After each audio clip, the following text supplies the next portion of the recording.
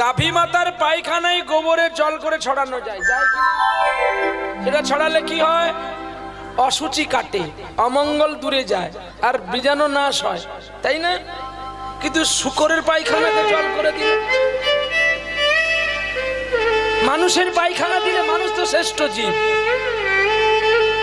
না, মানুষ শ্রেষ্ঠ জীব হয়ে মানুষ এখন লোভের জীব কাটে।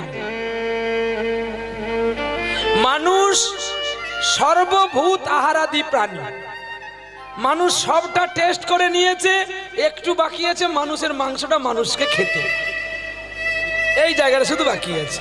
এর মধ্যে 5 বছর পরে হয়ে যাবে, কারণ হয়ে গেছে মানুষের মাংস মানুষ খায় নাগাল্যান্ড, ডিমাপুরে। বাবা মা বৃদ্ধ হয়ে গেলে সানের মধ্যে আছাড় দিয়ে মেরে বাবা মাকে রান্না করে খাওয়া হয়, যেখানে